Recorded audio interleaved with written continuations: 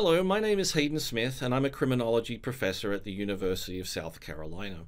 I've been conducting research and teaching here for 12 years, and prior to that time I was in education. I've now taught every class from kindergarten to PhD, as well as other things such as special education classes and English as a second language class. Out of all my teaching experiences, I have a great passion for what I'm teaching now. One of the classes, titled Criminal Justice and Mental Health, is particularly interesting. In America, deinstitutionalization moved a great number of mentally ill people from asylums and care facilities back into the community. While some had families, a number did not have that social support, and they quickly filtered into our jails and prisons. Our criminal justice system is now a default mental health system. Criminal justice students, if they go into the field or conduct research, will inevitably run into contact with mentally ill, incarcerated populations. Crime as a general topic is interesting to most people, and the criminal justice system is a fascinating place to study. It requires that students have some form of experiential learning, as classroom materials are just simply not enough. I, as the professor, have to consider how I can provide experiential learning to students while minimizing risk. I have published a number of articles on the topic of prison tours and experiential learning. I asked students before the tour what they thought a typical inmate, a typical prison, and what type of punishment philosophies they might encounter. Students would write their responses, and then we would go on a prison tour of a maximum security male and then a female prison, and then we would look at the responses and see changes pre and post. There was a number of myths and media stereotypes that students acknowledged. This was often based around the movie Shawshank Redemption, and it involved the notion that inmates would be dirty, innocent, and trying to escape, that officers would be violent, narcissistic, and bullying, and that the prison itself would offer no forms of rehabilitation in the form of education or therapy. This is not the case. However, students needed to see it for their own eyes. The dilemma that I faced, however, is that these tours can only be conducted in summer, as they take a long time, and that they carry inherent risk. At minimum, they can create stress for the prison environment and the additional staff that need to chaperone the tour. At maximum, if one inmate is missing during a daily count, the prison tour must stay inside that prison until every inmate is accounted for before they can be released. This risk is often seen as overly stressful for me and for the prison, and I needed to come up with another solution for this class. I fortunately took a 1-week-long boot camp here at the University of South Carolina that was entirely focused on 360-degree videos, augmented reality, and virtual reality. This was a game changer for me. I saw that I could provide experiential learning for students at their own comfort, and I could take them into places that I couldn't normally take them, even on a prison tour.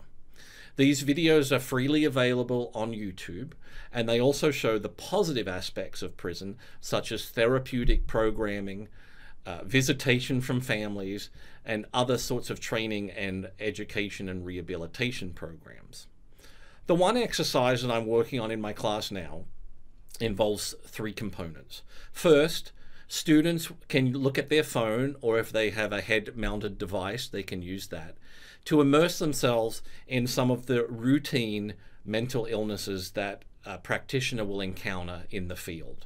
The 2 that I selected are bipolar disorder and schizophrenia. The students can encounter the symptoms of these disorders at their own comfort. They can stop at their own comfort. I include triggering warnings and references to mental health. Those students have said that the experience is intense to the point that they want it, and they can stop when they want. I've received good feedback from this experiment. The next part of this experiment, students then use the 360 videos to go inside a prison. They get used to the inside of a cell and the space. This is vastly different from television shows such as Cops and Locked Up, where you're looking outside of a cell or outside of a police car at the suspect or at the inmate.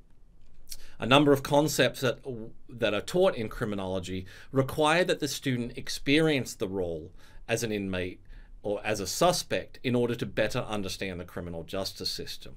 So in this capacity, I place them in the 360 virtual videos inside a car, inside a cell. They can then get used to the idea of space, noise, and other aspects of what is in a real prison cell. The final aspect merges the symptoms of mental health in the context of criminal justice in a prison. Mentally ill inmates often filter into punitive locations such as lockups, where they're locked up in a cell for 23 hours out of a day. And a student can experience a small cell with the symptoms of bipolar disorder or schizophrenia. The responses that I've gained from students are incredible. I'm working on several publications now. The students have said that it provides a deeper meaning, that it provides an opportunity that they could not gain from traditional textbook materials. It gained empathy and compassion, and it also stimulated student learning.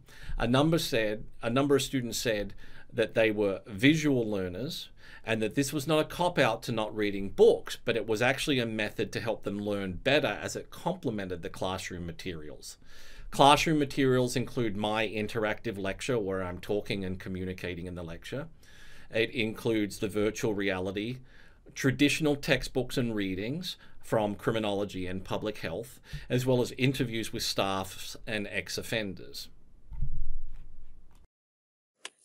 This is a tour of Hayden's Fall 2019 Criminal Justice and Mental Health course. It's designed using Quality Matters standards and is organized into 3 main areas: an About the Course Start Here section, instructional content organized into weekly folders and weekly modules, and an Tools and Important Links section.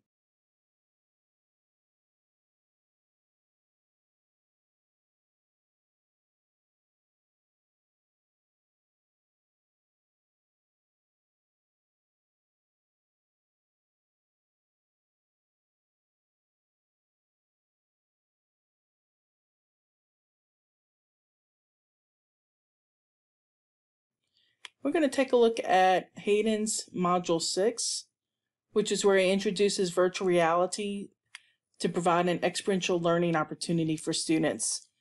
And in particular, looking at mental illness occurring in prison. The unit is organized into several instructional activities, but it begins with an overview or rationale of what the unit's about. It also includes learning objectives for the week and instructional activities or assignments that students must complete in order to be successful in this unit. As Hayden mentioned, he does include a triggering content advisory warning and provides alternative options for students. The unit begins with an overview of 360 video and how to maneuver the content, whether or not you're using an immersive headset or if you're just looking at content using your computer or mobile device. The instructional activities begin with micro lectures and readings on experiential learning and the pathological effects of a super maximum prison. And then we get into the virtual reality instructional component of this module. Hayden introduces the content through 3 mini videos, and then he walks them through 3 steps of activities incorporating virtual reality into the experience. He provides an overview of each of these 3 steps, and he begins with the perceptions versus reality experiment. And he begins with letting students take a tour of where Shawshank Redemption was filmed, and then shows them the reality of San Quentin's death row. We're going to take a look at those in 360 right now.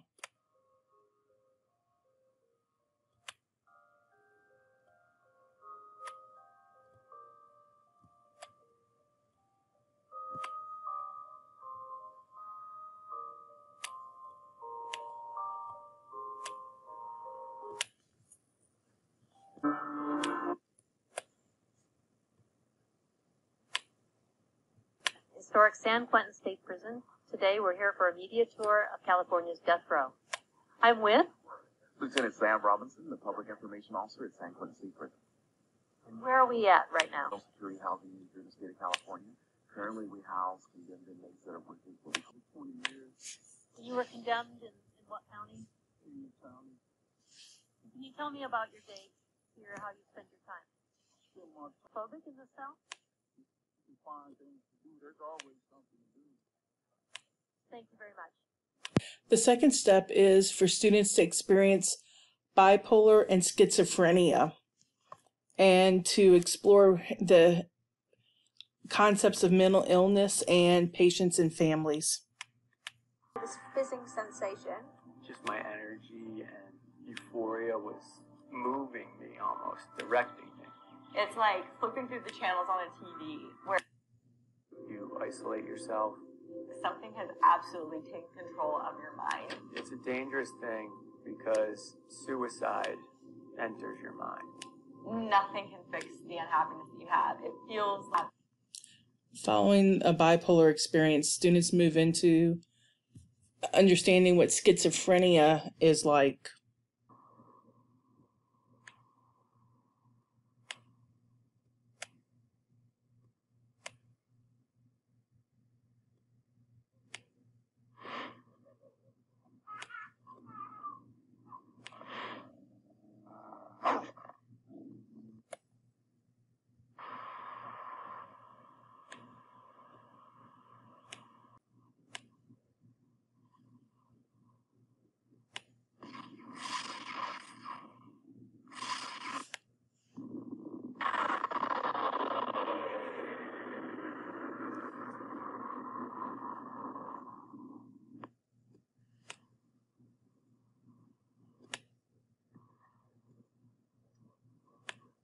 Look at all of these people. They're all looking at you too. They don't care about you. Look at these two walking past. They don't even make eye contact. They hate you. Everyone hates you. But across the road, what you did, you're a failure. As if you hate something. It's not a real it's a joke. It's a joke. Everybody was hated as you.